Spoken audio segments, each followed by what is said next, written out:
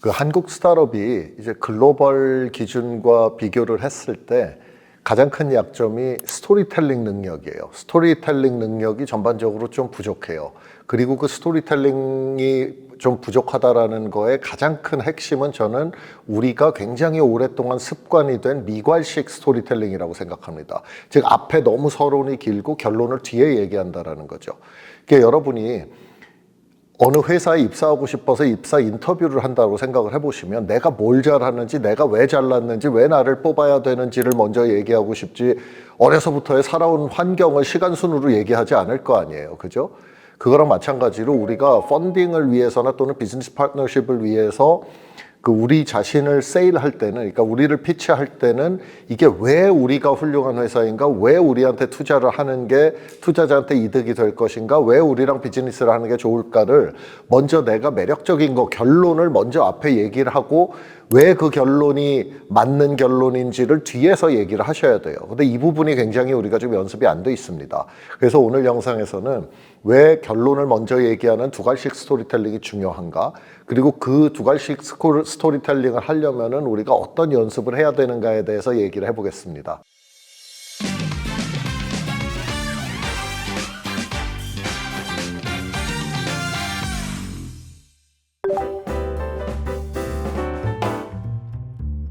그 유튜브 영상도 보통들 얘기하는 게 이제 인기 있는 영상 같은 경우에 최초 1분이 좌우를 한다라고 합니다. 여러분이 책을 사셔도 사실 처음에 이렇게 뭐 20, 30페이지 읽었는데 영 재미가 없는 것 같으면 그 책을 끝까지 못 읽을 가능성이 되게 높잖아요. 결국 모든 게 우리가 어떤 컨텐츠를 소비할 때는, 우리가 어떤 공연을 보거나 영상을 보거나 책을 읽거나 할 때는 기본적으로는 맨 처음에 우리가 얼마나 흥미를 갖느냐가 굉장히 중요합니다. 마찬가지로 여러분이 VC한테 가서 우리를 투자해달라고 피치를 하실 때는 최초 한 3분에서 5분 사이에 얼마나 이 VC가 관심을 갖느냐가 여러분의 그 펀딩 성공에 굉장히 중요해요. 그건 뭐 인간이면 당연한 거죠. 그래서 처음에 시작할 때 관심을 못 끌면 그때부터 이제 VC가 딴 생각을 한단 말이에요. VC는 여러분이 그날 만나는 10번째 스타트업일 수도 있고 5번째 스타트업일 수도 있어요. 그러면 그거 계속 비슷한 얘기 듣다 보면은 지겨워질 수 있잖아요. 사람이니까. 그게 뭐 어텐션 스팬이 무한정 있는 사람은 없으니까요. 그러니까 그러다 보면은 처음에 관심을 못 끌면은 그다음부터 이제 딴 생각하고 막 다른 일 할 수도 있어요. 실제로. 특히 여러분 화상으로 피치하실 때는 그게 더합니다. 그래서 여러분의 최초 5분이 굉장히 중요해요. 제가 예를 들어서 그 벤처 투자자인 김범수 제가 새로운 펀드를 레이즈를 하기 위해서 제가 저희 LP들한테 가서 피치를 한다라고 생각을 해볼게요.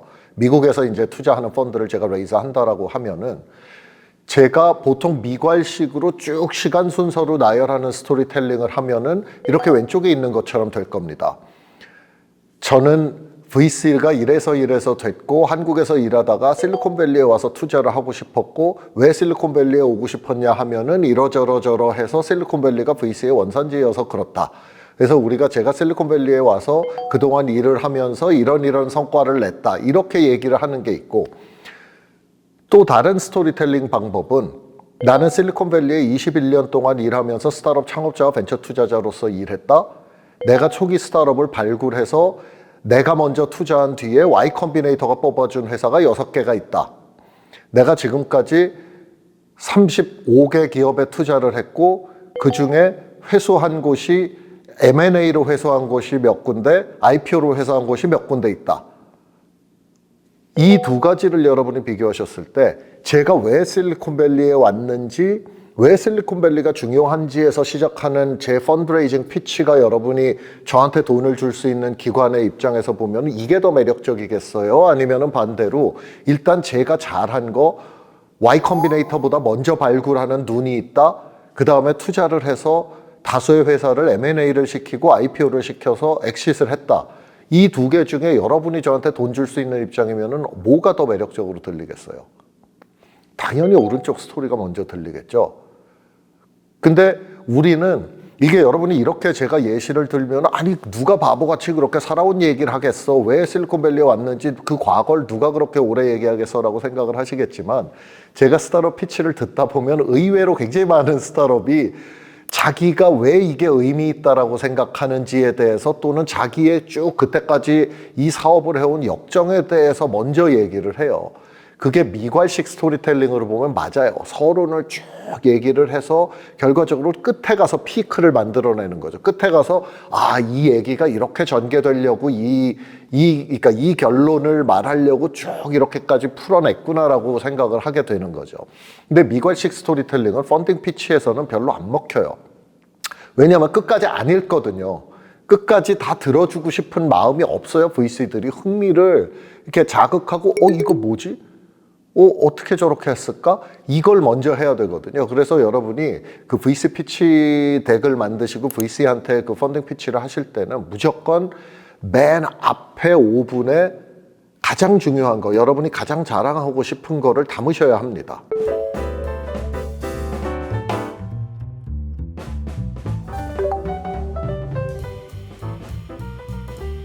데이팅 연애 제가 한번 비유를 해볼게요. 여러분이 존잘이면, 그러니까 여러분이 정우성 원빈급으로 잘생긴 사람이고 뭐 김태희처럼 예쁘다라고 하면 여러분이 데이트를 할 때, 새로운 사람을 만날 때 여러분의 가장 승률이 높은 전략은 뭐겠어요? 일단 이거저거 다 필요 없이 먼저 만나는 거죠. 그렇죠? 여러분이 외모가 그렇게 존잘이면 딱 만났을 때 그쪽이 나를 좋아할 가능성이 높으니까. 여러분이 진짜 잘생기고 예쁜 사람이면 그걸 경험으로 알 거예요. 만나면 거의 다 해결된다. 뭐 다른 거 고민할 필요 없다라고 생각을 하실 겁니다. 또 반대로 여러분이 목소리가 굉장히 좋고 언변이 좋은 사람이다. 그래서 목소리 좋다는 얘기를 많이 듣는다라고 하면 여러분이 연애할 때 어떻게 하시겠어요? 일단 전화 통화를 먼저 해서 조금 그쪽이 나한테 호감을 갖도록 하시겠죠. 그렇죠? 그러니까 우리가 사실 그런 어떤 그냥 일상에 누구나 하는 연애나 데이트를 할 때도 우리가 잘난 거의 전략을 먼저 쓴단 말이에요. 그러니까 우리가 자신 있는 거를 먼저 저쪽에다가 보여준단 말이에요. 그래야 이 데이팅이, 이 연애가 성공할 가능성이 높으니까. 그 펀드레이징도 이게 마찬가지예요. 그러니까 여러분이 순서대로 이렇게 쭉 밟아서 내가 이래서 이 사업을 시작했고 이 사업의 시장에는 이 문제가 있고 이런 얘기를 먼저 하고 나서 결론을 얘기하고 싶지만, 제가 여러분한테 오늘 영상에서 말씀드리는 거는 그런 거 다 필요 없다. 뜬금없는 것 같아도 여러분이 가장 자신 있는 것부터 앞에 내놔라. 내 얼굴이 정우성이면 그냥 다짜고짜 만나라. 만나면 거의 모든 문제가 해결된다. 여러분이 어떤 사람인지는 만나서 내 얼굴 보고 이 사람 너무 잘생겼구나, 이 사람 너무 예쁘구나 하고 나서 나에 대해서 알아가도 된다. 이게 습관이 안 되면 굉장히 어려운데 펀딩 피치는 그렇게 하셔야 돼요. 근데 우리나라 스타트업이 거의 일반적으로 너무 앞에 서론이 길어서 듣다가 막 저 같은 경우에 조바심이 나요. 저는 이제 미국에도 투자를 많이 하기 때문에 미국 스타트업 같은 경우는 굉장히 결론이 좀 빨리 나오는 편입니다. 그래서 여러분이 제일 자신 있는 게 되게 빠르게 지금 뭐 매출이 성장하고 있다라고 하면은 앞에 여러분 사업 내용 간단히 설명하시고 그 뒤에 곧장 매출이 어떻게 증가하고 있는지 그 그래프를 그냥 때려 넣으세요. 이거 이상한 거 아니야? 이런 걱정하실 필요 없어요. 여러분이 제일 자신 있는 게 사용자의 인게이지먼트다. 우리 사용자가 우리를 미친 듯이 쓴다. 뭐 한 달에도 사용자 한 명당 평균 뭐 100번을 와서 본다라고 하면은 유저 인게이지먼트 그 그래프나 그 지표를 먼저 여러분이 앞에 보여주세요. 그러니까 우리 사업은 이런 거다. 지금 이렇게 되고 있다라는 거를 그냥 맨 앞에 보여주시는 거예요. 이게 굉장히 뜬금없이 보일 수가 있어요. 여러분이 이걸 처음에 이렇게 만드시면 야, 이거 이렇게 해도 돼? 라고 생각하실 수 있어요. 근데 저 같은 경우에 제가 이제 초기 기업을 많이 투자를 하잖아요. 그러면 제가 투자한 회사가 이제 그 다음 펀딩을 할 때 피치 덱을 만들어서 저한테 먼저 의논을 합니다. 대표님 한번 봐주세요. 이게 어떻게 좀 매력적으로 보이나요? 라고 할 때 제가 거의 공통적으로, 저는 그렇게 초기 기업 같은 경우는 아예 제가 슬라이드에 대해서 막 굉장히 구체적인 조언을 줄 때도 있는데, 그때도 제가 보통 그 얘기를 해요. 제가 투자를 하고 저랑 굉장히 많은 대화를 하시는 창업자 대표님들도 제가 생각할 때는 계속 다 미괄식으로 프레젠테이션을 만들어 갖고 오세요. 그러면 이제 제가 그걸, 아니 대표님, 우리가 이게 이렇게 잘나고 이걸 이렇게 잘하고 계신데 이게 왜 슬라이드 15에 나옵니까? 이거를 2페이지로 가져갑시다. 이거를 3페이지로 가져갑시다라고 말씀을 드리거든요.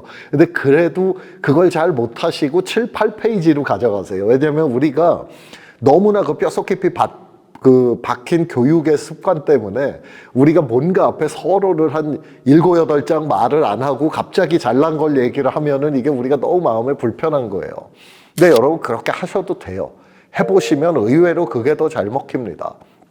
자, 그래서 잘생긴 사람은 일단 만나고부터 데이트 시작하는 거고, 목소리 좋은 사람은 전화통화로 시작하는 게 성공 확률이 높을 거고, 그거 뭐 당연하잖아요. 우리가 일상에서 뭐든지 내가 가장 자신 있는 것부터 시작을 하는 거죠. 그래서 여러분이 뭔가 잘하고 있는 게 있는 경우에는 그거를 여러분이 생각할 때 굉장히 파격적이라고 느껴질 정도로 이렇게 해도 되나 싶을 정도로 앞으로 갖다 놓으세요. 우리 사업이 뭔지만 한 장에 설명하고 그 뒤에 여러분이 제일 자신 있는 뭔가를 넣으세요. 그 자신 있는 게 없어요라고 하시면 그건 저도 어떻게 해결을 해드릴 방법이 없습니다. 하지만 여러분이 아무리 초기 스타트업이라도 펀딩을 받으러 나갈 때는 뭔가 상대방이 저기다가 투자하면 내가 돈을 벌겠구나라는 생각을 줘야 펀딩이 되는 거 아니에요. 그렇기 때문에 뭔가는 그래도 나한테 잘난 구석을 여러분이 찾으셔야 돼요. 이거를 자꾸 해보는 거는 결국 여러분이 연습하시는 방법밖에 없습니다. 이게 처음엔 너무 어색하고 이상하기 때문에 여러분이 습관이 되려면은 굉장히 여러 번 노력을 하셔야 돼요. 근데 그 노력을 저는 의도적으로 하실 거를 권합니다. 결론부터 맨 앞에 얘기를 해라. 결론을 앞에 얘기를 해야 저쪽이 관심도 갖고 호기심이 생겨서 이게 어떻게 이렇게 한 거지가 된다. 그 결론이 막 눈이 이렇게 휘둥그레질 정도의 잘난 게 아니라도 어떤 사람이든 다 남들이 잘났다고 생각해 줄 부분이 하나는 있다. 내가 아무리 나에 대해서 그렇게 뭐 대단한 사람이 아니더라도 내가 자랑할 거 한두 가지는 다 있는 거잖아요, 사람이. 그래서 그거는 여러분이 이렇게까지 하면 안 될 것 같은데 라는 생각이 들 정도로 아주 극단적으로 연습을 해보시라. 그 연습을 빨리 하면 빨리 할수록 여러분의 스토리텔링이 훨씬 더 빨리 좋아진다. 이 말씀을 저는 오늘 영상에서 드리고 싶었습니다. 자, 결론입니다. 앞에 서론 쭉 풀고 맨 뒤에 가서 결론 얘기하는 스토리텔링 방식은 여러분의 펀딩에 해가 돼요. 독이 됩니다. 그게 우리의 습관이기 때문에 여러분은 앞으로 펀딩의 성공 가능성을 높이기 위해서는 피치 앞부분에다가 여러분이 가장 자랑하고 싶은 여러분이 가장 자신 있는 결론을 먼저 얘기하고 그 결론을 뒷받침하는 설명을 뒤에 하시는 이 습관을 들이세요.